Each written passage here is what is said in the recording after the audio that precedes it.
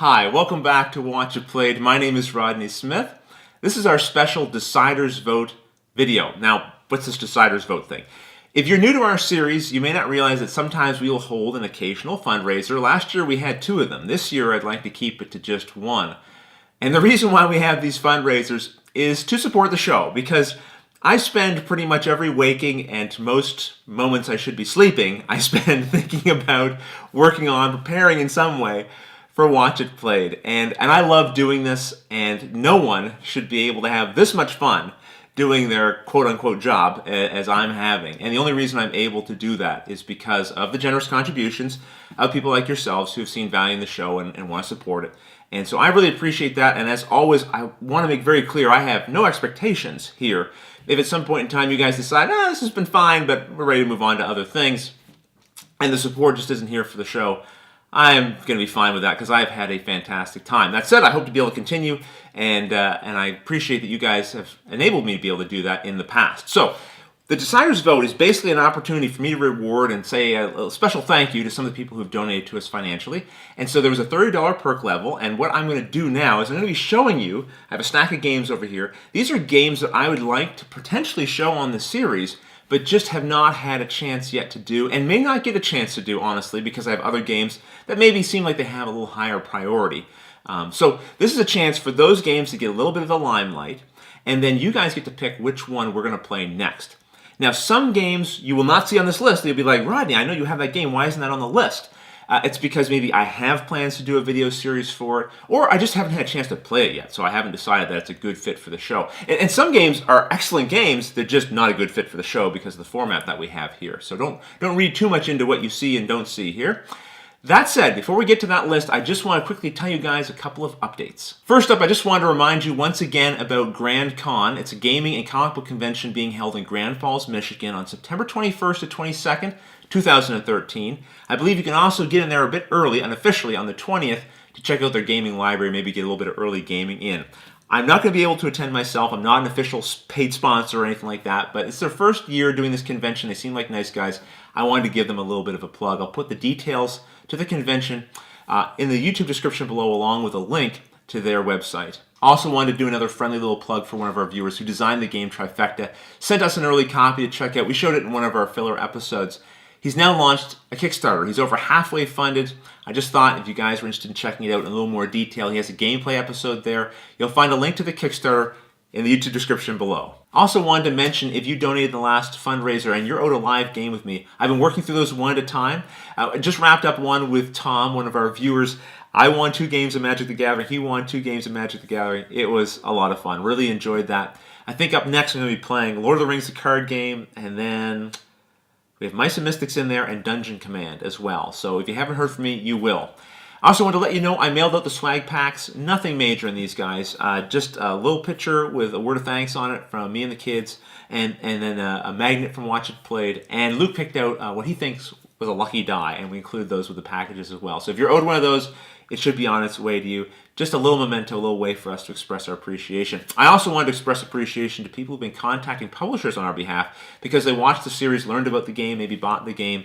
That's really, really helpful to us. Obviously, at the end of the day, for the publishers, it's all about the sales. It's all about the bottom line.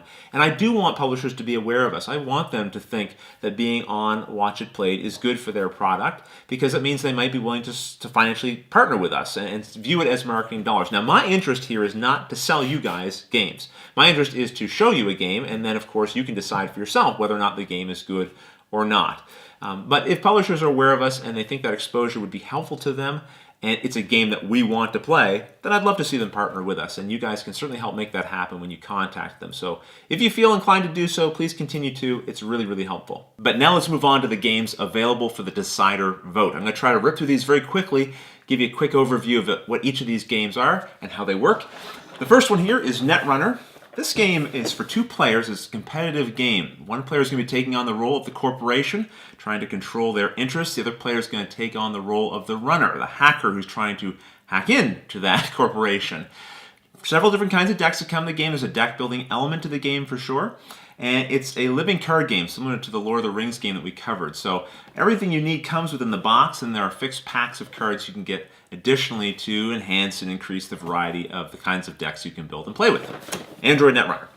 Next one here is Castle Panic. This is a game we've had for quite a while. It's a cooperative game. You are trying to keep a castle in the middle of the board from being destroyed by the invading army. So you really have to work with your friends and your fellow players to stop this from happening.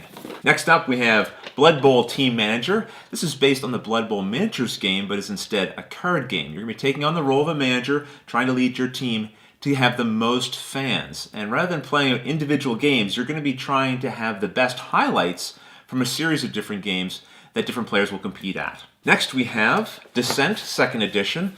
This is actually one of the expansions. I didn't want to use the actual Descent 2 box because it's quite big and has all kinds of miniatures in it, and I didn't want to shake them around. So, Descent 2nd Edition is similar to, think of Mansions of Madness, where you have one player who's playing kind of an overlord character, actively working against the other players who are controlling the heroes of the game. And that's how this game works.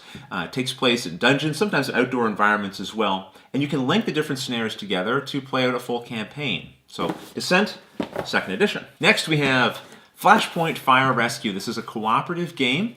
In it, you take on the role of a firefighter. You're working together to try to save victims in a burning fire. And there's several hazards there. The victims can die, the house can collapse, you can get burnt up as well. Flashpoint Fire Rescue, lots of hazards, interesting game. Next we have Seasons. Seasons is a competitive game for 2 to 4 players. Hard to describe. Lots of cool dice. You're going to be taking on the role of wizards. You're using cards as well, and you're trying to basically perform the best and most interesting magic, which will allow you to collect the most points. Think of it as Wizard Olympics.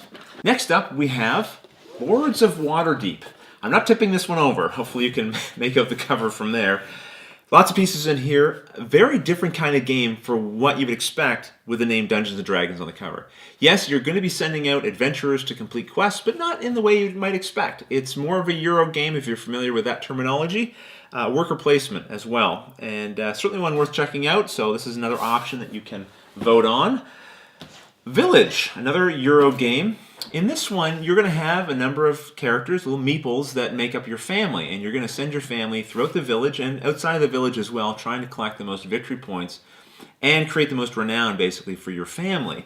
Interesting thing about this game is that your characters will naturally die over time from old age. You'll have generations of the family moving through this village as you collect points. Next, and the final one, Memoir 44. Way back when. This is a game that I mentioned I was interested in doing and wanted to do, still do want to do, and just haven't found a way to fit it into the schedule. So I thought I'd put it in here as well. And this one is a game for 2 players. You can get an expansion so that you can play with more players. Basically, you have lots of little miniatures here, and it plays out a World War II scenario. And there's a variety of different missions in the game. What's probably most interesting about it is that you use cards to issue the commands and orders to your units, and you use dice as well for the actual combat. Lots of expansions for this game, but we would play with the base game here. And that is all of them for this Decider's Vote. The way it works is I'm going to have sent out an email to you at the time of this recording, or very shortly after the time of this recording. And what I'd like you to do is take a look at these games, maybe do some research online if you'd like as well, and then send me your top 2 picks. And put them in order. Put the one you want most at the top and the next one underneath of that.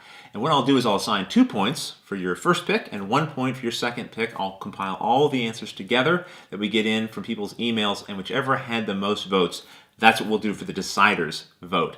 Now, I'm not necessarily going to start this game as soon as Tokaido is over, because Tokaido is going to be over probably in a couple of days here, and I'll want a little bit of time to gather in the votes and to compile some stuff. So I might start a little something.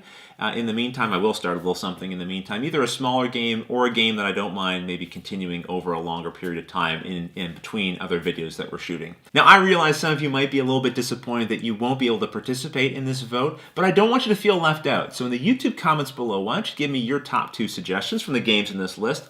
First of all, I'd just be interested to know, and secondly, I'll definitely keep those in mind when I'm thinking about what games to cover in the coming months. As always, it's a pleasure having you with us, and until the next episode, thanks for watching.